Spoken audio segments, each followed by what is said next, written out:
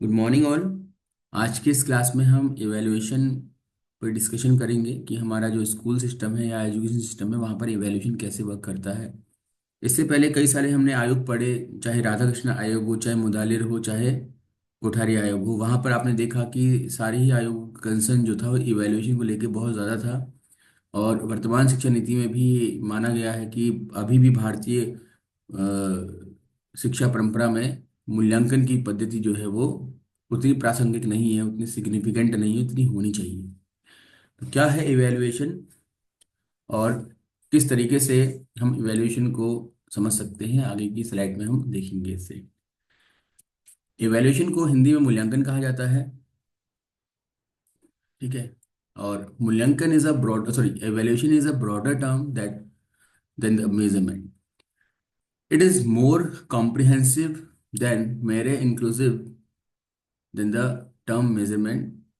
It goes ahead of measurement, which simply indicates the numerical value. It gives the value judgment to the numerical value. It includes both tangible and intangible qualities. तो सबसे पहले तो ये समझ लेना कि मूल्यांकन हम किसे कह रहे हैं, मूल्यांकन का मतलब क्या है। कई बार हम मूल्यांकन को सही अर्थों में नहीं समझ पाते हैं। उदाहरण के लिए एक टर्म यूज करते हैं मापन, जिसे मेजरमेंट लिखा है। ठीक है। देखो, मापन का मतलब क्या होता है? किसी चीज की माप, है ना, लेना।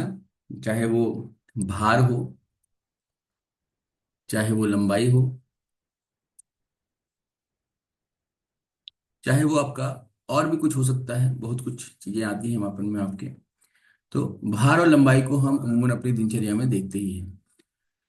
आप सब्जी लेने जाते हो या कोई अन्य सामग्री लेने जाते हो तो किलो के हिसाब से लेते हैं आप उसको, है ना, या फिर लीटर के हिसाब से लेते हैं। तो वहां पर क्या होता है, उसका वेट मेजर किया जाता है या उसकी धारिता को मेजर किया जाता है। दूसरा, कई बार आप कपड़ा खरीदते हैं या कोई जमीन प्रॉपर्टी खरीद रहे होते हैं या फिर किसी कई अन्य चीजों में, वहां पर आपका लंबाई चौड़ाई आदि की माप देखने को मिलती है कि मीटर सेंटीमीटर इस टाइप की इकाइयों में होती है। तो ये मापन है। और ऐसा क्यों कहा गया है कि measure evaluation is much broader than measurement? क्योंकि मेजरमेंट में आपके पास अगर कोई आइटम है, सपोज माना कि ये कोई ऑब्जेक्ट है, आपसे कहा जाता है कि इस ऑब्जेक्ट की डायमेंशंस को मेजर करो। तो हो सकता है हम कहेंगे चलो ठीक है, ये 10 सेंटीमीटर हो गया आपका, ये 1 सेंटीमीटर हो गया, 2 सेंटीमीटर हो गया, इस टाइप से हमने मेजरमेंट कर दिया। तो ये तो सिंपल मेजरमेंट है, इसमें हमको कुछ ज़्यादा मेहनत करने की आवश्यकता नहीं है। ठीक। लेकिन जब हम किसी प्रकार के तुलनात्मक भाव के साथ जाते हैं, तुलना करने लगते हैं, तो वहां पर कहीं ना कहीं वो चीज मापन से बढ़ के आगे चलती है। उदाहरण के लिए, आपने प्रॉपर्टी के दो टुकड़े देखे, क्योंकि आप प्रॉपर्टी खरीदने अगर जाते हैं तो आप ऐसे तो है नहीं कि एक जगह देखा और परचेज कर लिया। या आप कोई सामान लेते हैं ना, तो वहां पर क्या होता है कि आप सिर्फ उनकी जो मेजरमेंट होती है, मापन होती है, उस पर ही निर्भर नहीं करते, बल्कि उससे आगे भी आप और उनमें तुलना करने लगते हैं। जैसे छोटा सा मैं उदाहरण दूंगा, आपने आलू लिए, ठीक है, आप एक दुकान में गए, आप एक और दुकान में गए, ठीक है, तो आपने आलू लिए, दोनों ही जगह से आपने एक एक किलो आलू का वेट करवाया। ठीक। अब जहां पर जब आलू का वेट यहाँ पर होने लगा तो आपने देखा कि इसमें जो आलू रखे जा रहे हैं उनकी क्वालिटी अच्छी नहीं है। आप होता है ना, हम टच करके देखते हैं कि आलू हरा हो रहा है तो मीठा हो सकता है, या इस टाइप से कई सारी चीजें होती हैं। और यहाँ पर आपने देखा कि आलू की क्वालिटी बहुत अच्छी है, तो वहां पर हम क्वालिटी की तरफ चले गए, यानी कि गुण की तरफ चले गए। ठीक है। गुणात्मक हो गया ये आपका। समझ में आ रहा है? और जब तक हम सिर्फ उसके वेट कर रहे थे तो क्या था, आपका गणना की तरफ थे हम, गणनात्मक था। तो गणनात्मक में तो कोई अंतर नहीं, नहीं, गणनात्मक में तो कोई भी अंतर स्पष्ट दिखाई देता है, लेकिन गुणात्मक में हमको अपनी तरफ से अपना दिमाग लगाना पड़ता है, थोड़ा सा विश्लेषण करना पड़ता है और समझ में आता है। इसी तरह के तरीके से अगर आपने कोई प्रॉपर्टी लेनी है, अब आपने सपोज कि 2000 स्क्वायर फीट प्रॉपर्टी खरीदनी है। ठीक है। अब 2,000 स्क्वायर फीट आपने प्रॉपर्टी खरीदनी है, आप दो प्लॉट देख करके आए, एक प्लॉट ये था आपका, ठीक है, एक प्लॉट ये था, तो दोनों का ही जो मेजरमेंट है वो सेम था। लेकिन अब आपने तुलना की, तुलना क्या की आपने, आपने कहा कि ये जो प्रॉपर्टी है इसकी जो फ्रंट साइज है वो बहुत ही कम है, तो इतने कम फ्रंट साइज में हम एक अच्छा क्या बोलते हैं मकान नहीं बना सकते, अच्छा डिजाइन नहीं आ पाएगा। तो आपने इसको रिजेक्ट कर दिया। इसमें क्या था, आपने देखा कि हाँ इसका जो डायमेंशन है वो बिल्कुल एप्रोप्रिएट जैसा आपको चाहिए, फ्रंट भी ठीक ठाक है ना, डेप्थ भी ठीक ठाक है, तो आपने इसको सिलेक्ट कर लिया। सेम मेजरमेंट होने के बाद भी क्या था, क्वालिटी के बेसिस पे आपने डिसीजन लिया कि क्या आपको ऑप्ट करना है क्या नहीं करना है। समझ में आ रहा है? इसी तरीके से मूल्यांकन में भी होता है। अब होता क्या है जनरली, क्यों जरूरत पड़ती है इसकी, जैसे माना दो बच्चे हैं, अब इस बात को जो मैं कहने जा रहा हूँ समझिएगा आप। दो बच्चे हैं, एक है ए एक है बी आपका। ए के भी मैथमेटिक्स में 10 आउट ऑफ 10 आए, और बी के भी 10 आउट ऑफ 10 आ गए। ठीक हो गया? अब जब आपने ए के जो आंसर्स थे वो देखे, तो आपको ऐसा लगा कि ए ने बहुत ज्यादा मेहनत की, क्योंकि कई बार क्या होता है ना, माना कि भी क्वेश्चंस को रट के गया हुआ है और एज इट इज, कुछ स्कूल में होता है ऐसा, एज इट इज क्वेश्चन आया तो उसने जैसा लिखा था, टीचर ने जैसा समझाया था उसने वैसा ही उतार दिया, तो ये तो उसने क्या किया, रट के कर दिया काम। ठीक। लेकिन ए के क्वेश्चंस में आपने देखा, सॉल्यूशन में देखा कि उसने काफी सारा रफ वर्क कर रखा है। तो जितना रफ वर्क होगा मैथ्स में, उतना ही हम कह सकते हैं कि बच्चे ने खुद से मेहनत की है, खुद का दिमाग उसमें लगाया है। या इसी तरीके से और भी अलग अलग विषयों के हम उदाहरण ले सकते हैं। तो मार्क्स सेम होने के बाद भी क्या है, इस बच्चे के पास क्वालिटी ज्यादा है, इसके पास क्वालिटी हो सकता है कि उतना समझा ना हो ये। ठीक है? जैसे वही बात होती है ना, ऑब्जेक्टिव बेस्ड क्वेश्चंस और सब्जेक्टिव बेस्ड क्वेश्चन। अगर दो बच्चे हैं, दोनों से कहा जाए, ए और बी से, भारत का प्रधानमंत्री कौन है बताओ, तो who is the PM of India, इसने भी सही आंसर दिया, इसने भी सही आंसर दिया, लेकिन ए जो है उसने सिर्फ रटा है आंसर को, उसको मोदी ना उसने मोदी को देखा है जो हमारे प्रधानमंत्री वर्तमान में है, ना ही उसने उनके बारे में कोई पता है उसको कि वो किस पार्टी से बिलोंग करते हैं, वो किस राज्य से आते हैं, उनकी नीतियां कैसे, कुछ पता ही नहीं है इसको। बस इसको स्कूल में पढ़ाया गया था कि भारत के प्रधानमंत्री का नाम नरेंद्र मोदी, उस बेसिस पे इसने आंसर दे दिया। लेकिन इससे जब पूछा गया, ठीक है, तो ये जो बच्चा है इसने मोदी तो बताया और साथ में और भी इसने उसमें टिप्पणी अपनी दी, तो कह सकते हैं कि कहीं ना कहीं इसकी समझ जो है ज्यादा है। तो ऐसा भी होता है। तो कहने का मतलब ये है कि ये तो फिर नीतियों की बात आ जाती है कि हर नीति में कहा गया है कि इस प्रकार के प्रश्न ना रखे जाएं जहां से बच्चे की स्मृति का ही मापन या फिर मूल्यांकन हो पाता है, बल्कि ऐसे प्रश्न रखे जाए जहाँ बच्चा चिंतन स्तर तक काम करे और उसके बाद ही उसका मूल्यांकन हम करें। ठीक, वो तो खैर नीतियों की बात है कि वो कमियां हैं हमारे पास। बहरहाल, तो मूल्यांकन क्या है, तो इस तरीके से हम समझते हैं कि किसी भी विषय या किसी भी व्यवहार, क्योंकि हम यहाँ पर मूल्यांकन शब्द का प्रयोग कर रहे हैं, हम ये नहीं कह रहे हैं कि गणित का मूल्यांकन, अंग्रेजी का मूल्यांकन, किसी, हम कह रहे हैं किसी बच्चे का मूल्यांकन। जब हम बच्चे के मूल्यांकन की बात करते हैं तो बच्चे के किस पक्ष का मूल्यांकन, बच्चे के विकास के कई सारे पक्ष होते हैं, आपने मनोविज्ञान में पढ़ा है। बच्चे का विकास का बौद्धिक पक्ष होता है जिसको कि हम उसके विषयों के ज्ञान के आधार पर माप लेते हैं या फिर उसका मूल्यांकन कर लेते हैं, जैसे गणित कितना आ रहा है, हिंदी कितना आ रहा है, अंग्रेजी कितना आ रहा है, विज्ञान कितना आ रहा है। ये सिर्फ उसके बौद्धिक पक्ष का ही मूल्यांकन हो पा रहा है। लेकिन वो बच्चा, अगर हम उसके सामाजिक विकास पक्ष का मूल्यांकन करना चाहे, तो किताबी ज्ञान से उसके सामाजिक व्यवहार का हमको पता नहीं लगता। तो वो बच्चा इस क्लास में कैसे उठता है, कैसे बैठता है, लोगों से किस तरीके से पेश आता है, कैसी बातें करता है, वो सब ऑब्जर्वेशन करने के बाद ही क्या होगा, हमें जानकारी मिल पाएगी कि बच्चे का सामाजिक स्तर कैसा है या फिर उसका सामाजिक विकास कितना हो रहा है। इसी तरह से बच्चे का शारीरिक पक्ष कैसा है, शारीरिक विकास कितना होता है हुआ है, वो पता लग पाएगा जब हम बच्चों को कोई स्पोर्ट्स एक्टिविटी कराएंगे। इसी प्रकार से बच्चे का भाषाई विकास कितना हुआ है ये पता लग पाएगा दोनों तरीके से। एक तो हम जो उसको टिप्पणी मतलब निबंधात्मक प्रश्न देंगे हिंदी में, वहां से लेखन कौशल का पता लगेगा।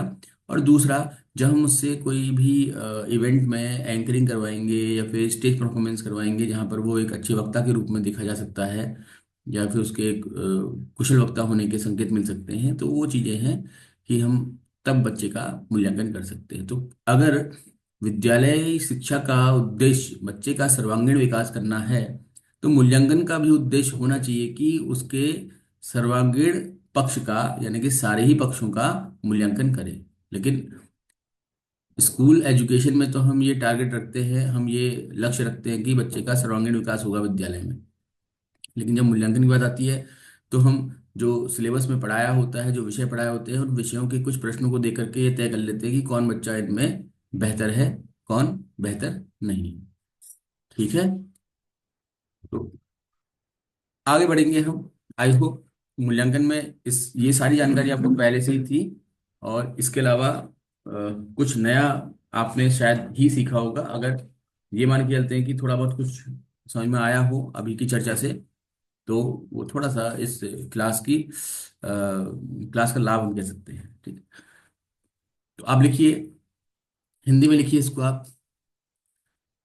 मूल्यांकन, मूल्यांकन एक व्यापक अर्थ के साथ गुणात्मक व गणनात्मक दोनों ही पक्षों को समाहित करता है। गुणात्मक एवं गणनात्मक दोनों ही, गणनात्मक को मात्रात्मक भी लिख सकते हैं आप, ठीक है, मात्रात्मक, दोनों ही पक्षों को समाहित करता है। तथा तथा प्राप्त आंकड़ों के आधार पर, तथा प्राप्त आंकड़ों के आधार पर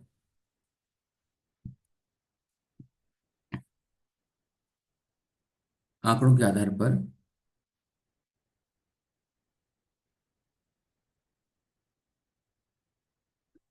न्याय संगत, न्याय संगत, न्याय संगत जजमेंट को क्या बोलेंगे हम? फैसला बोलते हैं वैसे ना, है ना? तो न्याय संगत व्याख्या प्रस्तुत करता है, न्याय संगत व्याख्या प्रस्तुत करता है।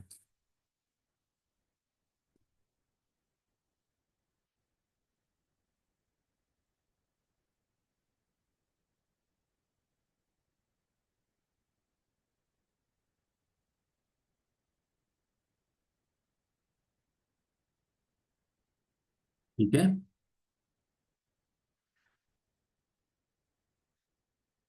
आगे बढ़ते हैं। उद्देश्य, सॉरी, प्रिंसिपल्स यानी सिद्धांत, मूल्यांकन के सिद्धांत। तो पहला है, फटाफट लिखिए इनको, फिर आगे डिस्कस करेंगे। ठीक है, फटाफट लिख लीजिएगा स्पीड में। It must be clearly stated what is to be evaluated. पहला सिद्धांत यह है मूल्यांकन का कि यह स्पष्ट होना चाहिए कि मूल्यांकन किसका करना है।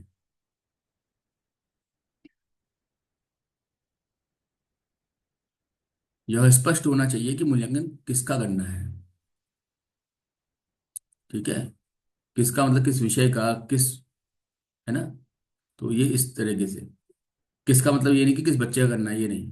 जैसे आप माना कि आपसे कहा जाता है कि यार जाओ क्लास के अंदर देखो बच्चे हमारे भाषा कौशल कैसा है बच्चों का।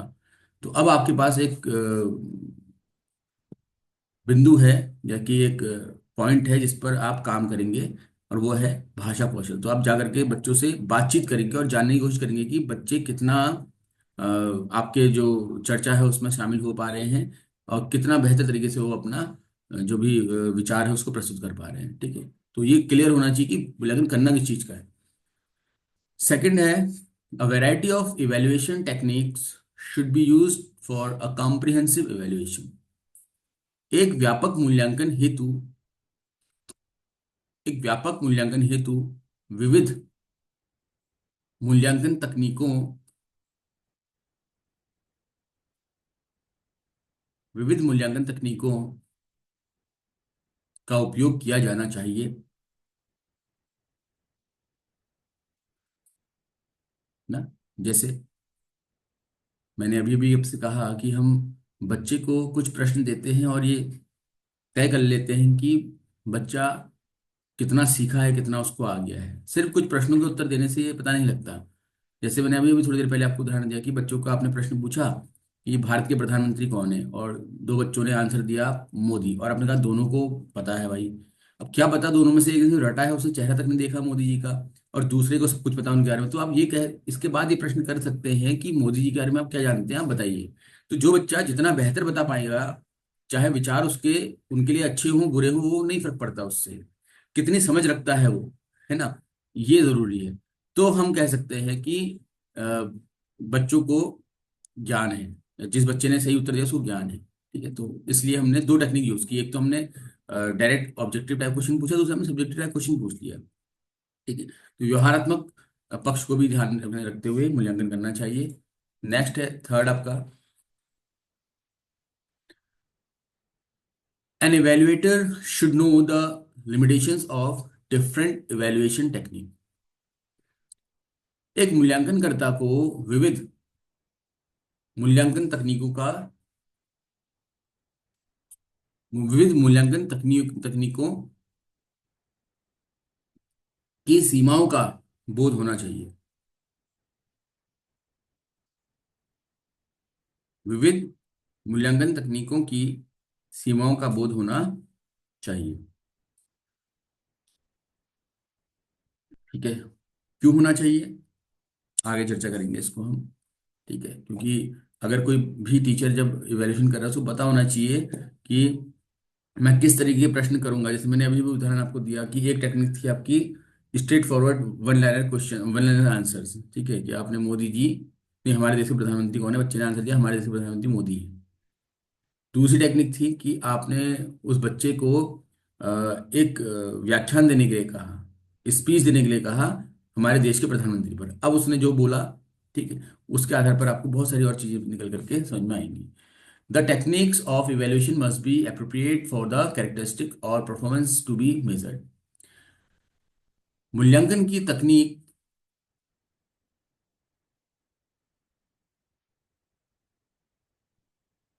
ठीक है, मूल्यांकन की तकनीक उक्त मूल्यांकन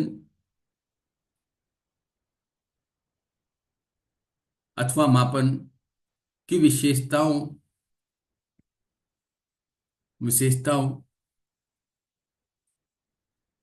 को समाहित करने वाली होनी चाहिए,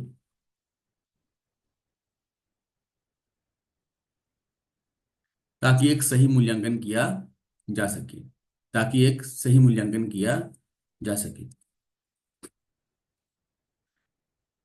रिज्वाइन कर लीजिएगा आप, फिर आगे का डिस्कशन आगे करेंगे। ठीक है, इस पॉइंट को लिख लिया आपने।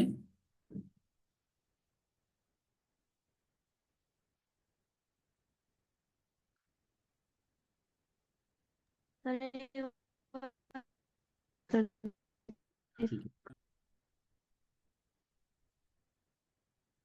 ठीक है, तो नेक्स्ट लिखिए आप लोग, प्रिंसिपल्स ऑफ इवैल्यूएशन पढ़ रहे हैं हम। इससे पहले हम चार प्रिंसिपल डिस्कस कर चुके हैं। फिफ्थ लिखिएगा, evaluation is a means to an end but not an end in it.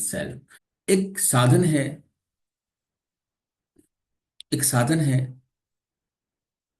यह जानने का कि उद्देश्यों की प्राप्ति या शिक्षण उद्देश्यों की प्राप्ति, यह जानने का कि शिक्षण उद्देश्यों की प्राप्ति किस स्तर तक हुई है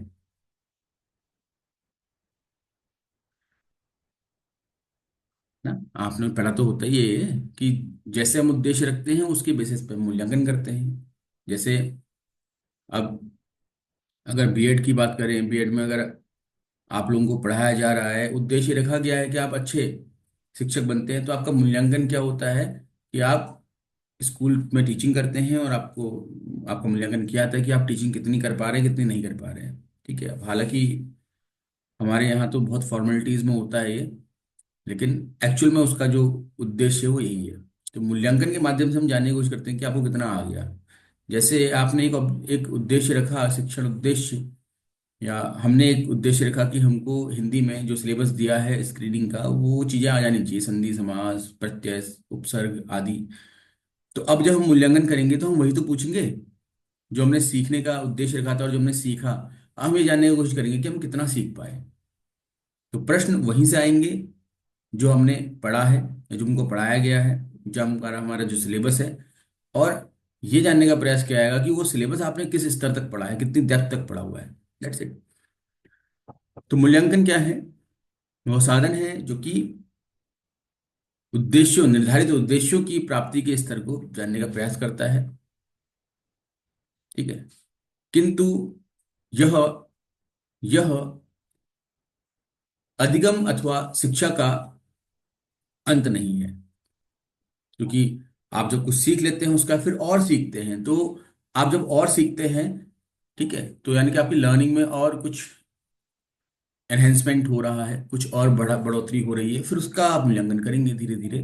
तो ये चीजें हैं। और दूसरी बात यह है कि आपका मूल्यांकन जिस स्तर का किया गया है जरूरी नहीं है कि वो सही तरीका हो। क्या पता वो तरीका ही गलत था, इस तरीके से आपका मूल्यांकन किया गया, जैसा कि परीक्षाओं में होता है। अभी एलटी का ही रिजल्ट आया है परसों। ऐसे ही कई सारी परीक्षाएं आप देते हो, उनका रिजल्ट आता है, तो कई बार ऐसा होता है कि एलटी में अगर विषय पढ़ा आपने तो हो सकता है कि आपने ऑलमोस्ट सभी कुछ पढ़ा, कुछ एक आध टॉपिक आपने छोड़े थे, वही टॉपिक से ज्यादा क्वेश्चन पूछ दिया, और वो आपने क्योंकि पढ़े नहीं थे तो आपको आया नहीं। इसका मतलब ये नहीं कहा जा सकता कि आपको अपने विषय का ज्ञान ही नहीं है। ठीक है। और ऐसे ही कुछ ऐसे लोग हो सकते हैं जिनको हम कह सकते हैं कि उनका लक काम करा होगा या फिर लकी होंगे, उन्होंने वो टॉपिक ज्यादा पढ़े जिनसे क्वेश्चन आ गए एग्जाम में, तो उनकी किस्मत है, वो उनका लक है। तो हम ये भी नहीं कह सकते कि उनको बहुत ज्यादा आता है या आपको कम आता है। तो जिनका सिलेक्शन हुआ है उनको सब कुछ आता है, और जिनका नहीं हो पाया उनको कुछ नहीं आता है, ऐसी वाली कोई बात नहीं है। ठीक है। बस वो एक पैटर्न है इवैल्यूएशन का कि वहां पर आपको 100 ही प्रश्न पूछने हैं उसने, तो सब कुछ तो पूछ नहीं सकता। तो डिपेंड करता है कि क्या। तो यही चीज है कि मूल्यांकन एक माध्यम है सिर्फ ये जानने का कि किस स्तर तक उद्देश्य की प्राप्ति हुई है, लेकिन ये अपने आप में एक अंत नहीं है। इस स्टेटमेंट का क्लैरिफिकेशन था, या फिर कहे एक्सप्लेनेशन था। फंक्शंस तो नोट करिएगा। प्रकार्य या कार्य, मूल्यांकन के कार्य। ठीक है। सबसे पहला है evaluation helps in preparing instructional objectives. मूल्यांकन निर्देशात्मक उद्देश्यों की तैयारी में सहायक होते हैं। निर्देशात्मक उद्देश्य बोलिए या फिर आप शिक्षण उद्देश्य बोलिए। इसको निर्देशात्मक में कंफ्यूजन हो सकता है, तो आप सीधा सीधा इसको टीचिंग ऑब्जेक्टिव्स या शिक्षण उद्देश्य कहिए। ठीक है। तो मूल्यांकन शिक्षण उद्देश्यों की तैयारी अथवा लेखन में सहायक होता है।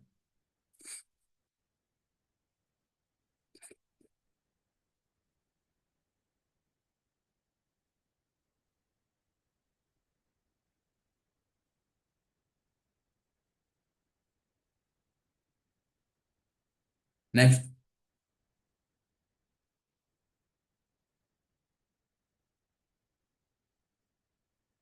कोई भी स्टेटमेंट अगर आपको समझ में नहीं आया होगा तो प्लीज पूछेगा जरूर। हाँ, ये कैसे होता है मैं बता देता हूँ आप लोगों को। पहला स्टेटमेंट जो है, क्योंकि समझ में आना जरूरी है। अगर माना आप ये चाहते हैं, आप ये चाहते हैं कि बच्चे को अपने अ, देश के बारे में पता हो, तो देश के बारे में क्या पता हो ये निर्णय आपको लेना होगा। देश का नाम पता हो, देश की राजधानी क्या कहाँ है ये पता हो, देश के प्रधानमंत्री कौन है ये पता हो, तो ये जो चेकलिस्ट है आप खुद बनाएंगे ना। ठीक है। तो आप तय कर रहे हो, तो उसके बेसिस में आपके फिर ऑब्जेक्टिव बन जाएंगे। अब बच्चे को ये पता हो कि देश के प्रधानमंत्री कौन है, तो आप सिर्फ इतना ही ऑब्जेक्टिव बताएंगे कि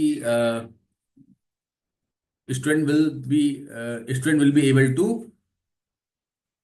tell the name of prime minister of India, या फिर बच्चा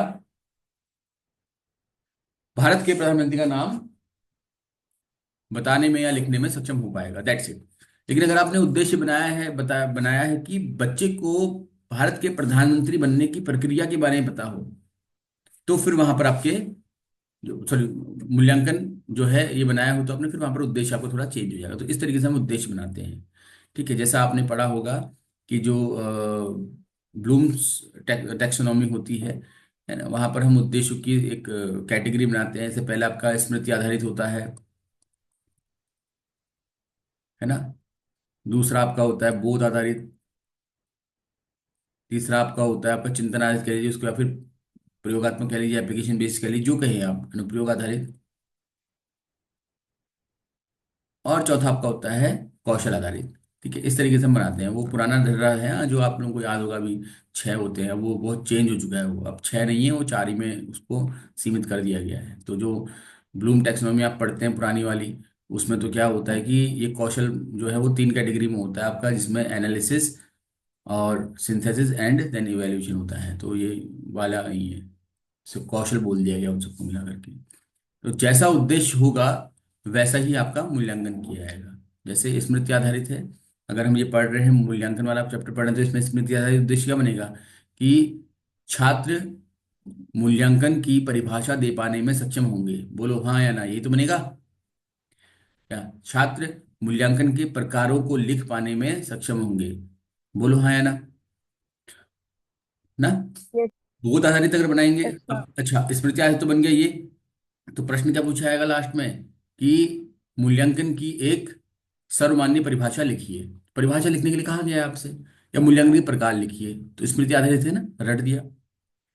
फिर बोध आधारित, तो ये हो जाएगा कि बच्चे मूल्यांकन पर अपने मूल्यांकन के संबंध में अपने शब्दों में, ठीक है, उदाहरण दे पाएंगे ना। या फिर हम ये कह सकते हैं कि बच्चे जो है वो मूल्यांकन और मापन में अंतर स्पष्ट कर पाएंगे। तो अब प्रश्न क्या पूछा जाएगा आपसे कि मूल्यांकन एवं मापन में अंतर स्पष्ट करते हुए उदाहरण दे, या उदाहरण सहित अपनी व्याख्या दे।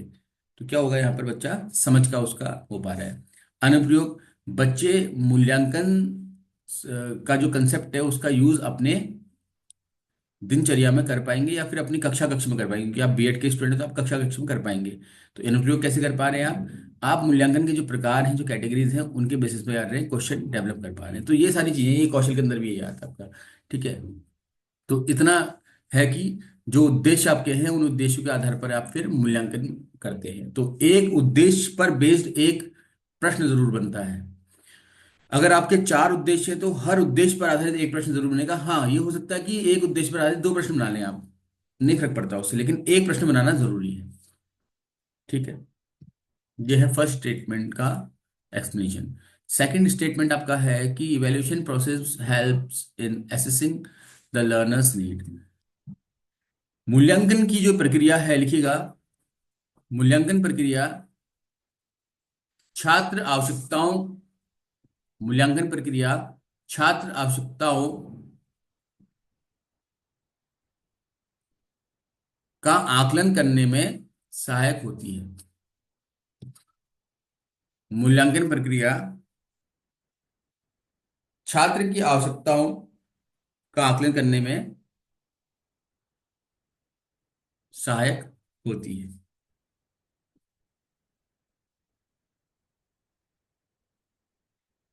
ठीक है, चलो नेक्स्ट है evaluation help in providing feedback to the students.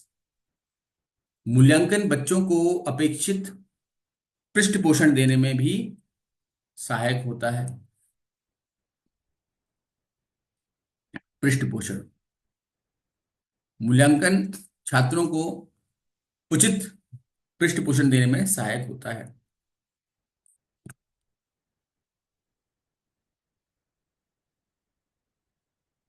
ठीक है, नेक्स्ट लिखिएगा।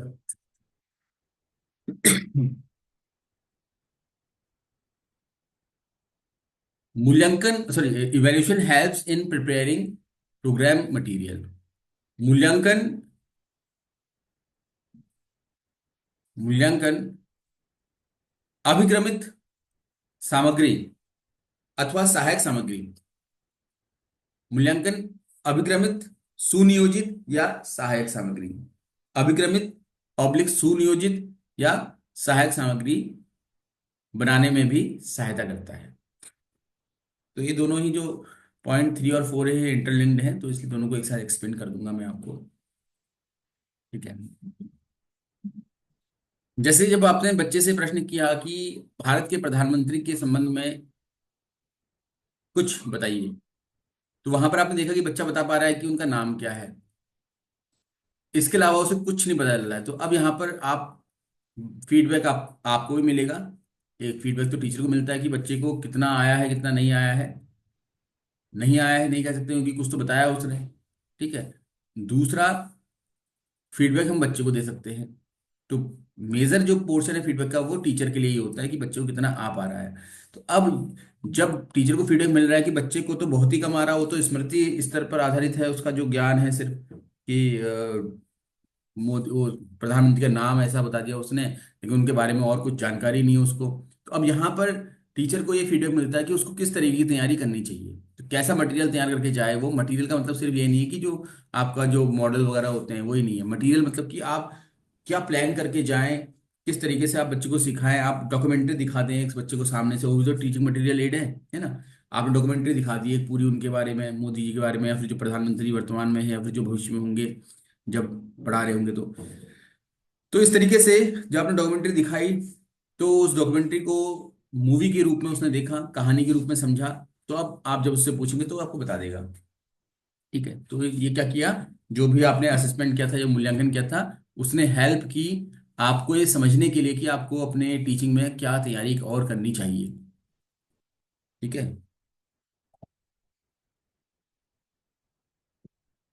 फिर है इवैल्यूएशन हेल्प्स इन करिकुलम डेवलपमेंट। मूल्यांकन आपका जो पाठ्यक्रम होता है उसके विकास में भी मदद करता है। लिखिए, मूल्यांकन पाठ्यक्रम विकास में सहायक होता है। पाठ्यक्रम विकास में सहायक होता है यानी कि किस विषय को या फिर किस प्रकरण को किस तरीके से पढ़ाना चाहिए था, ये मूल्यांकन के माध्यम से पता लगता है। और वर्तमान जो शिक्षा व्यवस्था है उसमें तो कोशिश की जा रही है कि पढ़ाते पढ़ाते भी मूल्यांकन हो रहा हो बच्चे का, इस तरीके की व्यवस्थाएं वहां पर देखी जा रही हैं। गतिविधि के माध्यम से बच्चों का आकलन होते रहना चाहिए। देन है evaluation helps in reporting pupils progress to parents। ठीक। तो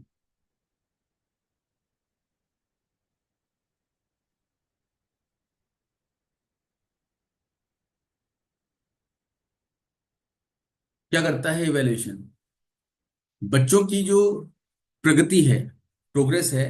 लिखिएगा पहले इसको। मूल्यांकन छात्रों की प्रगति की आख्या, छात्रों की प्रगति की आख्या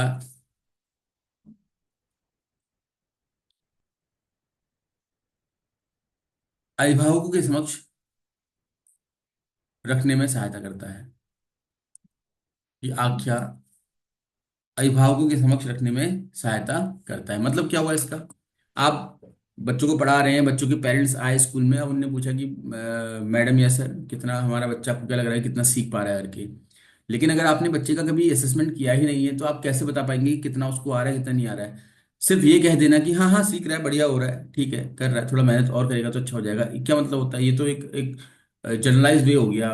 आपको आपके फीडबैक जो आपने दिया पेरेंट्स को, ये कोई प्रोग्रेस थोड़ी हुई। प्रोग्रेस ये होती कि आप कहेंगे उनसे कि भाई देखो गणित में ये जोड़ घटाने गुणा भाग तक कर पा रहा है, नंबर सिस्टम तक थोड़ा बहुत ठीक ठाक है इसका, लेकिन जब ट्रिग्नोमेट्री करने को आता है तो वहां पर बड़ी दिक्कतें होती हैं, प्रश्न नहीं कर पाता ये। जो व्यवहारिक प्रश्न पूछे आते हैं इससे गणित के, तो उनके उत्तर नहीं दे पाता, यानी कि व्यवहारिक प्रश्नों की समझ अभी इसमें नहीं हो पाई है। समझ में आ रहा है। ऐसे ही जब आपसे हिंदी का जब आप रिपोर्ट कार्ड देंगे तो आप कहेंगे कि भाई हिंदी में जो हमने पढ़ाया है वो तो उसको याद है, पाठ के प्रश्न उत्तर इसको आते हैं, लेकिन जब इससे कहते हैं कि हम कोई निबंध लिखो तो वहां पर इसको शब्द नहीं मिलते लिखने के लिए। लिखते समय ये कई सारी मात्राओं की गलती कर देता है। जो इसने पढ़ा है, जो कॉपी में लिखा है वो तो सही लिखता है, लेकिन जब नए शब्दों की बारी आती है लिखने की तो वहां पर कहीं ना कहीं मात्राओं की गलती देखने को मिलती है। ये इस तरीके की आख्या आप तब दे पाएंगे जब आपने बच्चे का इवेल्युएशन किया होगा अच्छी तरीके से। ठीक है। वरना बच्चे पेरेंट्स को क्या पता चला कि भैया बच्चे, उनको ये पता है कि बच्चे के इतने मार्क्स आ गए। अरे भाई, बच्चे के 15 मार्क्स आए, 20 मार्क्स आए, 40 मार्क्स आए, कितने भी आए हैं मार्क्स, लेकिन वो मार्क्स कोई आधार थोड़ी है बच्चे का असेसमेंट। उनको क्या पता लगेगा कि बच्चे को क्या आया क्या नहीं आया। तो वहां पर ये जरूरी होता है कि इतना डीपली उन बच्चों को, बच्चों के पेरेंट्स को बताया जाए। अब हमारे देश में थोड़ी दिक्कत ये है कि आबादी बहुत ज़्यादा है, इसलिए एक क्लास में बहुत ज़्यादा बच्चे पढ़ते हैं। अदरवाइज वैसे तो आरटी एक्ट में ये स्पष्ट लिखा गया था कि 30 से ऊपर बच्चे एक सेक्शन में नहीं होंगे, लेकिन क्या करें, मजबूरी है, पढ़ाना पड़ता है। तो अगर 30 या 30 से कम बच्चे होते तो वहां पर हर एक, और उन हर बच्चे पर एक टीचर होता है स्पेसिफिक, तो वो हर बच्चे की रिपोर्ट रख सकता था, लेकिन ऐसा पॉसिबल हो नहीं पाता है। ठीक है। तो फिलहाल ये चीज है कि इवेल्यूशन के माध्यम से अगर इस तरीके का इवेल्यूशन होगा, इन डेप्थ इवेल्यूशन होगा, तो बच्चों की रिपोर्ट अच्छे से जा पाएगी। Next, evaluation data are very much useful in guidance and counselling. मूल्यांकन के आंकड़े, मूल्यांकन के आंकड़े मार्गदर्शन एवं,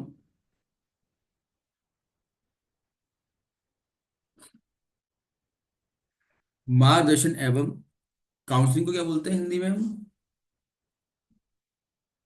किसी को जानकारी है? सर परामर्श। परामर्श। मार्गदर्शन एवं परामर्श में बहुत सहायक होते हैं। मार्गदर्शन एवं सहायक में मार्गदर्शन एवं परामर्श में बहुत सहायक होते हैं। क्यों होते हैं? जैसा मैंने पॉइंट नंबर 6 में बताया था आपको, वो रिपोर्ट आप बच्चों के पेरेंट्स को दे रहे थे। अगर कोई काउंसलर है, बच्चों की काउंसलिंग करने के लिए आया, तो वहां पर वही रिपोर्ट सेम आप उस काउंसलर को देंगे, और उस रिपोर्ट के बेसिस पे वो काउंसलर का माइंडसेट बनेगा कि इस बच्चे के साथ क्या, किस तरीके का की चर्चा करनी है। तो वो उस बच्चे को गाइड कर पाएगा कि अगर माना हिंदी में उसको लग रहा है कि हाँ ये लिख लुक तो लेता है और थोड़ा सा सामने बोलने में हिचकता है, तो वहां पर वो उसको उससे संबंधित कुछ प्रैक्टिस वगैरह करने के लिए सलाह देगा। और अगर उसको लगता है कि ये बोल बाल तो बहुत बढ़िया रहता है, लेकिन जब लिखने की बात आती है तो उसका लेखन कार्य उतना अच्छा नहीं है, तो वो लिखने के लिए उसको प्रैक्टिस क्या करनी चाहिए, इस संबंध में उसको राय मशवरा करेगा उसके साथ, है ना। इसी प्रकार से अगर कोई और विषय है या कुछ और पक्ष हैं, तो उनके संबंध में भी ये चीजें देखने को मिलेंगी। ठीक। Evaluation helps in effective school administration. तो यही चीज, वही पॉइंट 6 नंबर यहां पर भी आएगा आपका फिर, जो मूल्यांकन प्रभावी विद्यालयी प्रशासन में भी सहायता प्रदान करता है। मूल्यांकन प्रभावी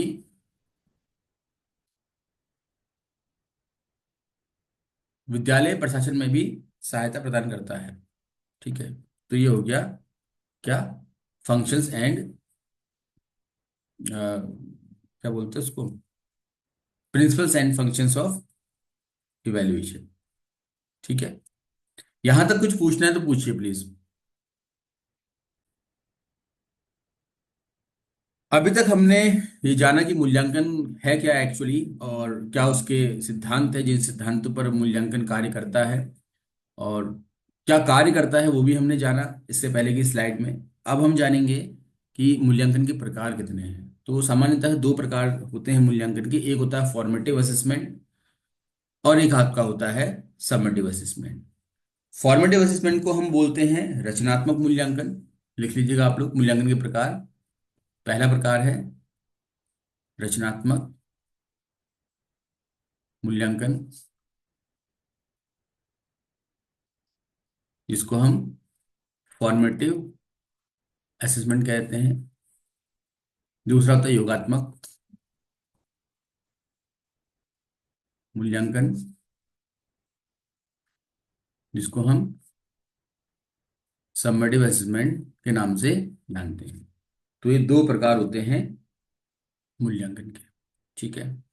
जिनमें से पहला प्रकार रचनात्मक मूल्यांकन हम पढ़ेंगे। मैं थोड़ा थोड़ा पढ़ने से पहले बता देता हूँ आप लोगों को कि रचनात्मक मूल्यांकन जो है वो होता है आपका, जैसे हर क्लास में जब आप बच्चों को पढ़ा रहे होते हैं, क्लास ओवर करने के बाद आप कुछ थोड़ी छोटी मोटी बातें करते हैं, कुछ प्रश्न पूछते हैं उस क्लास में जो पढ़ाया उससे संबंधित, और जानने की कोशिश करते हैं कि आज मैंने जो पढ़ाया है बच्चों को उसमें कितना समझ में आया है, और कितना मुझे और बच्चों के ऊपर मेहनत करनी है, कौन से टॉपिक जो मैंने पढ़ा तो दिए लेकिन बच्चों को समझ में आए नहीं है, अब मुझको दोबारा से पढ़ाने हैं।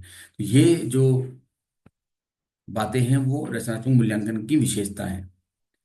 तो इस तरीके से हम कह सकते हैं कि रचनात्मक मूल्यांकन जो है वो सुधारात्मक मूल्यांकन भी कहलाता है, जिसमें कि हम बच्चे के अधिगम में जो अपेक्षित सुधार होते हैं उस पर कार्य कर रहे होते हैं। योगात्मक मूल्यांकन होता है जो सेशन एंड में होता है, जब हम पेपर लेते हैं बच्चे का, और अब ये निर्णय होता है कि बच्चा क्लास में फर्स्ट आया है, सेकंड आया है, या फिर क्या उसके डिवीजन आई है, क्या वो फेल तो नहीं हो गया है ना। ठीक है, बस इतना ही होता है उसमें। तो रचनात्मक मूल्यांकन बहुत इंपॉर्टेंट होता है इस दृष्टिकोण से।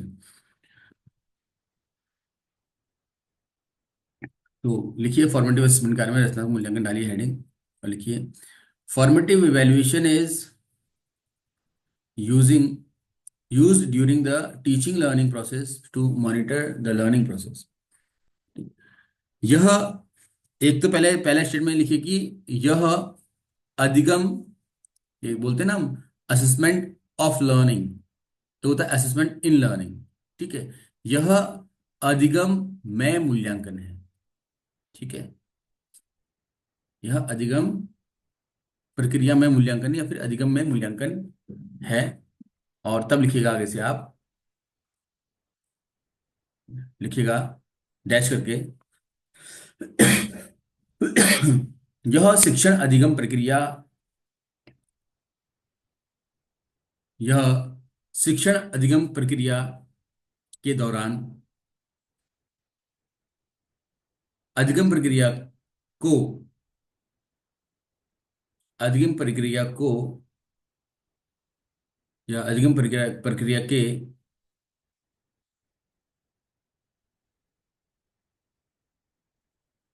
स्तर को जांचने के लिए किया जाता है। अधिगम प्रक्रिया के स्तर को जांचने के लिए किया जाता है, मतलब कितना बच्चा सीख रहा है और जो टीचर पढ़ा रहा है उसके पढ़ाने में कितना इफेक्ट है, कितना इफेक्टिव तरीके से वो पढ़ा पा रहा है। अगर नहीं पढ़ा पा रहा है तो उसमें क्या उसको अपने टीचिंग मेथड में चेंजेस करने चाहिए, इसके लिए हम फॉर्मेटिव इवैल्यूएशन करते हैं या रचनात्मक मूल्यांकन करते हैं। दूसरा लिखिए पॉइंट, यह यह मूल्यांकन या इस मूल्यांकन की प्रकृति, यह मूल्यांकन लिखा है तो ये लिखिए यह मूल्यांकन विकासात्मक होता है, या इस मूल्यांकन की प्रकृति विकासात्मक होती है। दोनों में से कोई स्टेटमेंट लिखें, दोनों ठीक है। विकासात्मक मतलब बच्चा कितना सीख पा रहा है और कितना उसको और सीखने के लिए हम किस तरीके से प्रयास कर सकते हैं, तो उसको उसके विकास के लिए हम प्रयासरत होते हैं। ठीक है, जबकि जो समेटिव असेसमेंट होता है वो जजमेंटल होता है, उसमें हम निर्णय लेते हैं कि बच्चे ने कितना सीख लिया, दैट्स इट। विकास से मतलब नहीं होता हमको ना। जैसे मैं अगर हमारी जो क्लासेस चल रही हैं उसकी बात करूं, तो जब आप ये मॉक टेस्ट देंगे हिंदी का जो आपको दे रखा है, तो उस मॉक टेस्ट के बाद जो भी आपके अंक आए होंगे, तो जो टॉपिक नहीं समझ में आए होंगे उस पर आपसे चर्चा की जाएगी कि आपको क्यों नहीं आया, आप क्या दिक्कत रह गई, तो उसके आगे हम क्या मेहनत कर सकते हैं उस पर, है ना, जिससे कि आप फाइनल जो पेपर आपका होगा स्क्रीनिंग का उसमें अच्छा स्कोर कर सके। तो अभी जो मॉक टेस्ट वगैरह होंगे आपकी क्लास के साथ टॉपिक वाइज, वो सारे के सारे क्या है, फॉर्मेटिव इवैल्यूएशन का ही हिस्सा है। तो डेवलपमेंटल है, वो आपके सीखने में या कहीं ना कहीं विकास कर रहे हैं। और जब फाइनल एग्जाम होगा स्क्रीनिंग का, तो वहां पर आपका स्कोर पे डिपेंड करेगा कि आपका सिलेक्शन हो रहा है नहीं हो रहा है। ठीक है, वो विकासात्मक नहीं है, वो क्या है, निर्णयात्मक है, यानी कि जजमेंटल है। जजमेंट किस बात का, कि आप अब मेंस के लिए क्वालिफाई कर रहे हैं या नहीं कर रहे हैं।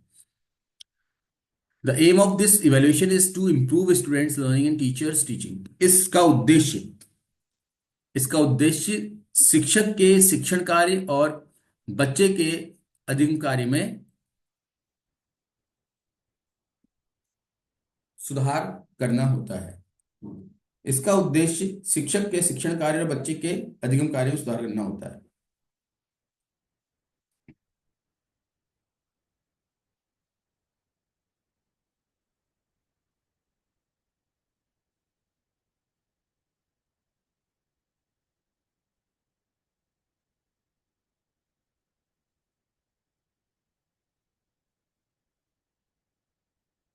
ठीक है, नेक्स्ट लिखिए।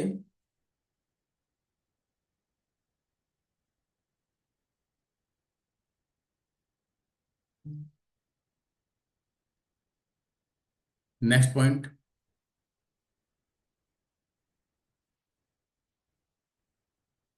Generally teachers made test are used for this purpose.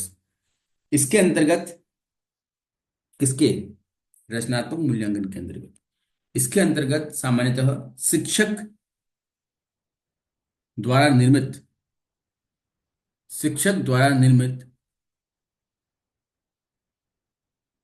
परीक्षाओं का इस्तेमाल किया जाता है।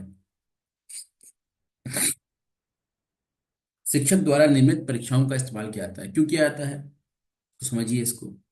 अलग अलग स्कूलों में एक ही सिलेबस पढ़ाया जा रहा है, लेकिन पढ़ाने वाले जो टीचर हैं वो अलग हैं। हर टीचर को पता है कि उसके जो विद्यार्थी हैं, उसके जो स्टूडेंट्स हैं, उनका लेवल क्या है। तो वो टीचर जब उन बच्चों का फॉर्मेटिव असेसमेंट करेगा, और फॉर्मेटिव असेसमेंट का मतलब क्या होता है कि टीचर ने जो क्लास में पढ़ाया है वो बच्चों को कितना आया, ये जानना। तो टीचर ने जिस स्तर का पढ़ाया होगा, टीचर उसी स्तर के प्रश्न बच्चों से पूछ रहा होगा। ठीक हो गया। किसी स्कूल के टीचर ने बहुत एडवांस लेवल का पढ़ाया है तो वो उस स्तर के प्रश्न पूछेगा। जैसे कि ट्वेल्थ में पढ़ने वाले बच्चे अगर वो किसी आईआईटी कोचिंग में पढ़ रहे हैं, तो उनसे उसी लेवल के प्रश्न पूछे जाएंगे, और वही उनका जो फॉर्मेटिव असेसमेंट होगा उसका लेवल रहेगा। और जो बच्चे एक सामान्य विद्यालय में पढ़ रहे हैं, जो आईआईटी वगैरह कोचिंग नहीं कर रहे हैं, पढ़ वही रहे हैं सिलेबस, ठीक है, तो उनसे उसी निम्न स्तर के प्रश्न पूछे जाएंगे। तो ये डिपेंड करता है कि कैसा पढ़ाया जा रहा है, वैसे ही आकलन होना है। ठीक है, तो इसलिए टीचर ही उस टेस्ट को निर्मित करता है। लेकिन जब बोर्ड एग्जाम्स होते हैं, तो चाहे बच्चे ने आईआईटी लेवल की कोचिंग कर रखी हो, लेकिन उससे बोर्ड एग्जाम में बोर्ड का जो सिलेबस होता है वो वहीं से पूछा आता है, बहुत एडवांस नहीं पूछा आता। और इसी तरह से चाहे बच्चा कितने निम्न स्तर से पढ़ के आया हो, लेकिन पूछा उससे उसी स्तर का जाएगा जैसा कि बोर्ड में पेपर बना हुआ है। तो बोर्ड के एग्जाम के जो पेपर होते हैं वो through out the India, through out the country same होते हैं। सीबीएसई बोर्ड की बात कर रहा हूँ। अगर हम स्टेट बोर्ड की बात करते हैं, थ्रू आउट द स्टेट वो सेम होते हैं। डजेंट मैटर कि किस स्कूल का टीचर कैसा पढ़ा रहा है, वहां पर ये फर्क नहीं पड़ता। ठीक। तो इसलिए फॉर्मेटिव असेसमेंट में टीचर मेड टेस्ट को ज्यादा प्रेफरेंस दी जाती है। मैं कंपैरिजन करते हुए चल रहा हूँ साथ साथ, हाँ, समेटिव असेसमेंट के साथ इनका। The test items are prepared for limited content area. लिखिएगा, परीक्षा के लिए प्रकरण, परीक्षा सामग्री, सॉरी, परीक्षा सामग्री एक सीमित, एक सीमित प्रकरण हेतु निर्मित की जाती है। सीमित प्रकरण मतलब एक ही टॉपिक पढ़ाया। जैसे आज आपको मैंने सिर्फ मूल्यांकन पर ही डिस्कशन किया है, तो मूल्यांकन के ही प्रश्न पूछूंगा। जैसे जब हमने सिर्फ हिंदी का ही सिलेबस पूरा किया, तो हमने सिर्फ हिंदी के ही उस सिलेबस के ही प्रश्न पूछे मॉक टेस्ट में। ठीक है, हमने पूरा जो 150 नंबर का पेपर था वो नहीं बना दिया अभी। तो जितना पढ़ाया गया है उतना ही पूछा आएगा। इसलिए ये जो टेस्ट होता है, इसमें जो प्रश्न होते हैं या इनकी परीक्षा सामग्री कहें, वो सीमित होती है। ठीक है। It helps to know to what extent the instructional objectives has been achieved. यह यह मतलब कि फॉर्मेटिव असेसमेंट, यह इस बात को समझने में सहायता करता है कि शिक्षण उद्देश्यों की प्राप्ति किस स्तर तक की गई है। यह इस बात को समझने में सहायता करता है कि शिक्षण उद्देश्यों की प्राप्ति किस स्तर तक की गई है।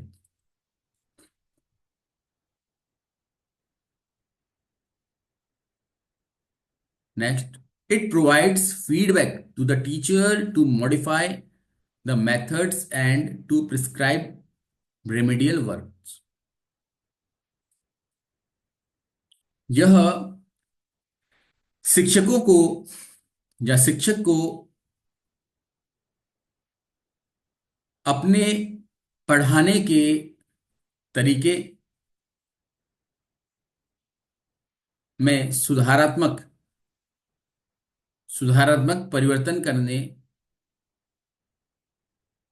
हेतु पृष्ठपोषण प्रदान करता है।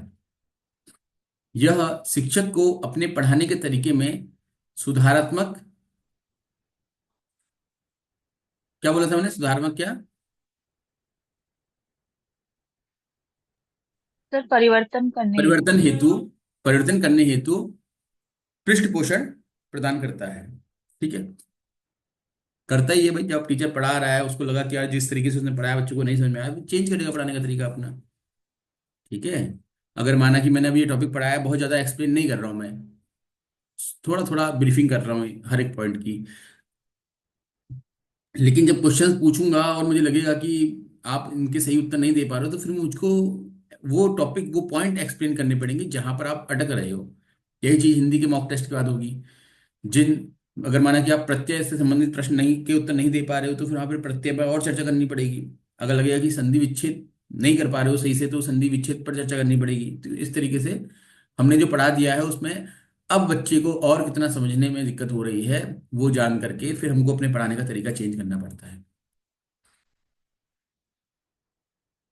फिर है only few skills can be tested in this evaluation. फिर वही बात आ जाती है कि जब लिमिटेड है कंटेंट तक का हम इसमें इवेल्युएशन कर सकते हैं, तो उतना ही जितना कंटेंट हम इवेल्युएट कर रहे हैं, है ना, उतना ही तो हम स्किल टेस्ट कर पाएंगे, पूरा थोड़ी कर पाएंगे। तो लिमिटेशन तो है ही ऑलरेडी। तो लिख सकते हैं आप, इस मूल्यांकन के अंतर्गत बहुत कम मात्रा में कौशल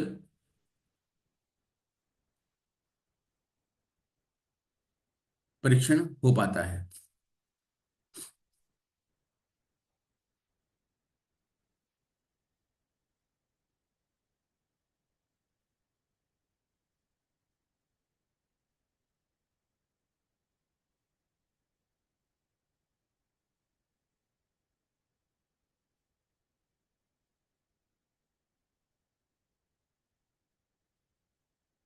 ठीक है, नेक्स्ट,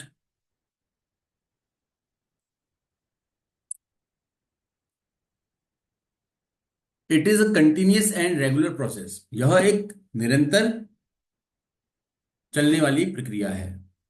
हर क्लास में इवेल्यूशन होना है फॉर्मेटिव, तो हर क्लास में चलते रहेगी आपकी। फिर जो कमियां रहेंगी उनको सुधार करके फिर आप आगे बढ़ेंगे। ठीक है, it consider evaluation as a process. यह मूल्यांकन को एक प्रक्रिया के रूप में देखता है। यह मूल्यांकन को एक प्रक्रिया के रूप में देखता है, जबकि समेटिव असेसमेंट जो है वो प्रोडक्ट के रूप में देखता है। ठीक है, यह मूल्यांकन को एक प्रक्रिया के रूप में देखता है।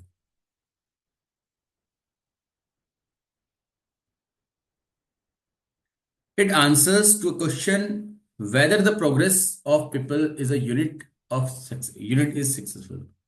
ठीक है, यह इस प्रश्न का उत्तर देता है कि,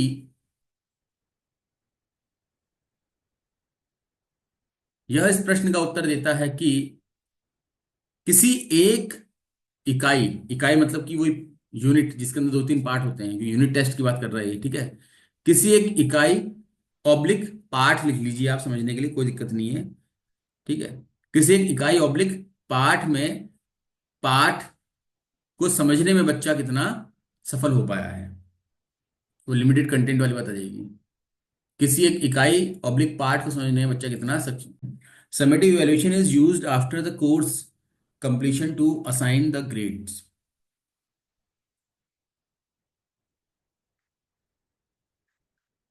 तो योगात्मक मूल्यांकन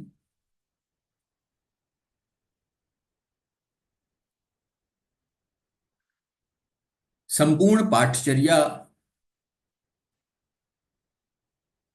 संपूर्ण पाठचर्या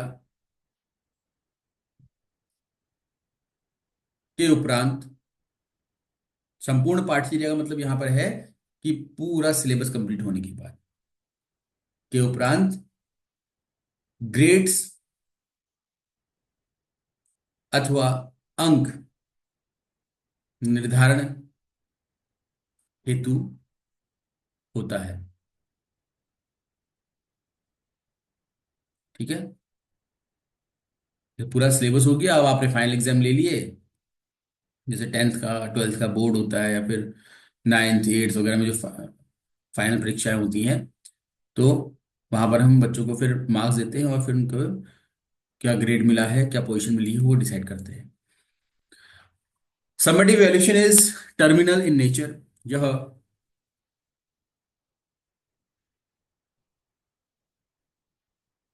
छात्रों के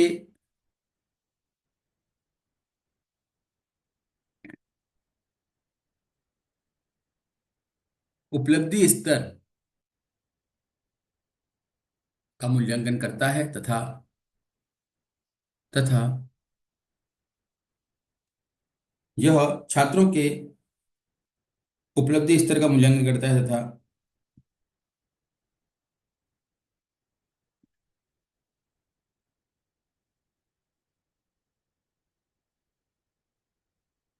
सत्र के अंत में सत्र के अंत में लिया जाता है। इसीलिए इसे हम सत्रांत भी कहते हैं, सत्रांत। ठीक है।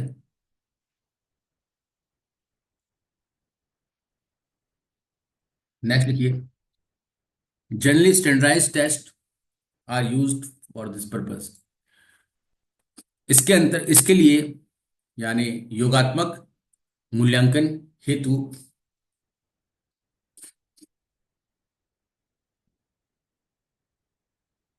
मानकीकृत परीक्षाओं मानकीकृत परीक्षाओं का उपयोग किया जाता है। मानकीकृत मतलब एक मानक पर तय परीक्षा है। जैसे बोर्ड परीक्षाओं की बात हमने जब की, तो अगर एक यूनिट में 3 पाठ हैं, ठीक, और पूरे साल भर में एक विषय की आपने 10 यूनिट पढ़नी है, तो 30 पाठ हो गए। तो हर पाठ से कोई ना कोई प्रश्न अनिवार्य रूप से पूछा जाएगा। इसके साथ साथ ये जो ब्लूप्रिंट होता है, ब्लूप्रिंट आपने पढ़ा ही होगा ना। ठीक है।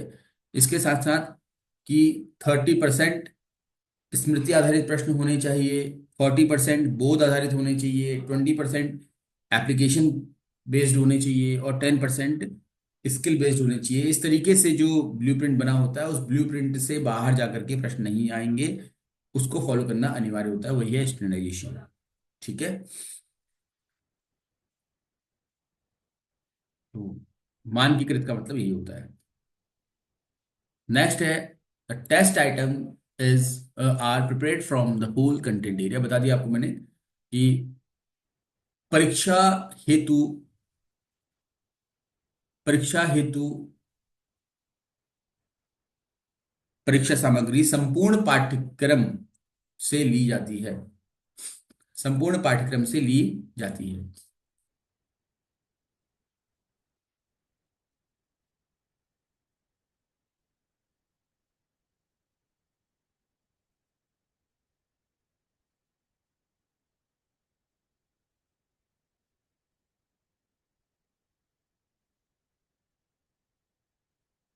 ठीक है। फिर लिखिए। इट हेल्प्स टू जज the appropriateness of the instructional objectives. यह शिक्षण उद्देश्यों के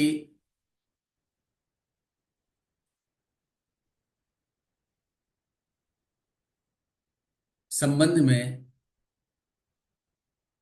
या स्तर की शिक्षण उद्देश्यों के संबंध में, शिक्षण उद्देश्यों के स्तर की न्याय संगत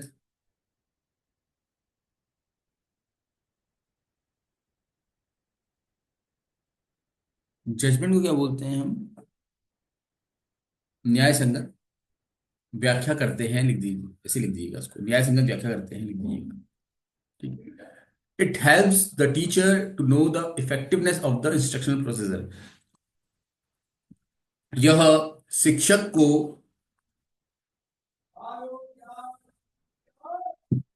शिक्षक को शिक्षण प्रक्रिया के प्रभावशाली या प्रभावशालीता को समझने में सहायक होते हैं। शिक्षण प्रक्रिया की प्रभावशालीता को समझने में सहायक होते हैं। अब ये शिक्षण प्रक्रिया की प्रभावशालीता से मतलब क्या है कि टीचिंग एक व्यवहारिक या बिहेवियरल टर्म है। शिक्षण एक व्यवहारिक शब्द है। क्या है शिक्षण, अगर आपसे पूछा है तो क्या कहेंगे आप? इसका कोई एक बहुत सटीक उत्तर नहीं मिलता है।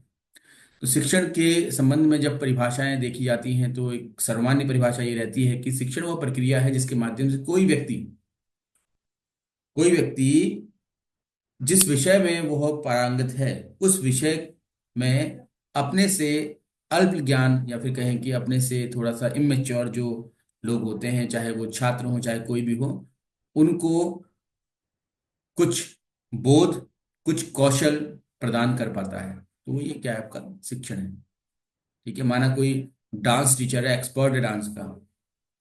अब उससे जब लोग डांस सीखने आएंगे, जिनको डांस आता ही नहीं, पहली बात तो डांस सीखने वही आएगा, इसको आता ही नहीं है, नहीं तो क्यों इंसान पैसे खर्च करेगा। तो जो डांस में एक्सपर्ट है वो उनका इंस्ट्रक्टर हो गया, उनका टीचर हो गया। वो क्या कर रहा है, वो डांस कैसे करते हैं ये बता रहा है और सिखा रहा है डांस करने के स्किल को। ठीक है, तो यही चीज है, ये टीचिंग है आपका, बिहेवियर डेवलपमेंट। लेकिन वो टीचिंग प्रोसीजर इफेक्टिव कैसे होगा, मतलब आप जो सिखाना चाह रहे हैं, जिस सब्जेक्ट में आपको बीएड में सब्जेक्ट नहीं पढ़ाया जाता। आपको ये पढ़ाया जाता है कि आपने वो विषय आपने क्लासरूम में कैसे पढ़ाना है बच्चों को। ठीक है, तो विषय तो आपको आता ही है ना। तो अब उसको पढ़ाने के तरीके कैसे, क्या हो सकते हैं, है ना। तो मूल्यांकन के माध्यम से जब क्या होता है ना, आप पढ़ा चुके होते हैं, आपको लगा कि आप मैथ्स में एक्सपर्ट हैं, आपने पढ़ा दिया सब कुछ। लेकिन जब आपने मूल्यांकन किया तो आपने देखा कि दो चार बच्चों के अलावा अधिकतर बच्चों को तो कुछ आ ही नहीं रहा है जो आपने पढ़ाया है। जिस तरीके से आपने पढ़ाया है, चाहे वो तरीका कैसा भी हो, लेकिन उस तरीके से पढ़ाना आपका सक्सेसफुल नहीं हुआ। तो और क्या आप कर सकते हैं, ये सब कुछ जानने में आपको सहयोगी कर होता है, सहायता करता है। ठीक है। Large number of skills can be tested in this evaluation. इस मूल्यांकन के अंतर्गत अधिक से अधिक कौशलों का की जांच होती है। अधिक से अधिक कौशलों का परीक्षण होता है, परीक्षण लग दीजिए। इस मूल्यांकन के अंतर्गत अधिक से अधिक कौशलों का परीक्षण होता है। ठीक है, तो सारी यूनिट के प्रश्न यहां पर आते हैं तो होगा ही। It is not regular and continuous. यह निरंतर नहीं चलता है। निरंतर क्यों नहीं चलता है? क्योंकि ये तो साल में एक बार हो रहा है। निरंतर कैसे हो जाएगा? निरंतर तो वो है जो हर पाठ के बाद, हर यूनिट के बाद हो रहा है, यानी कि फॉर्मेटिव असेसमेंट। यह निरंतर चलने वाली प्रक्रिया नहीं है, यह निरंतर नहीं होता है। जो लिखिए आप, नेक्स्ट लिखो।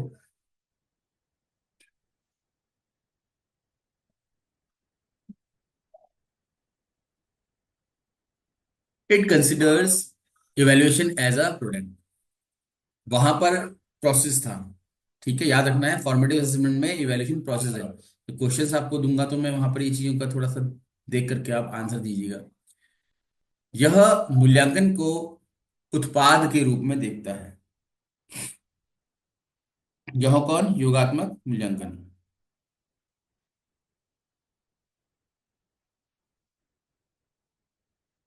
It answers to the question. यह इस प्रश्न का उत्तर देता है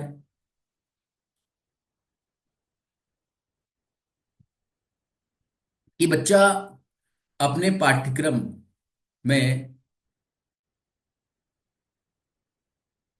कितना पारंगत हो पाया है।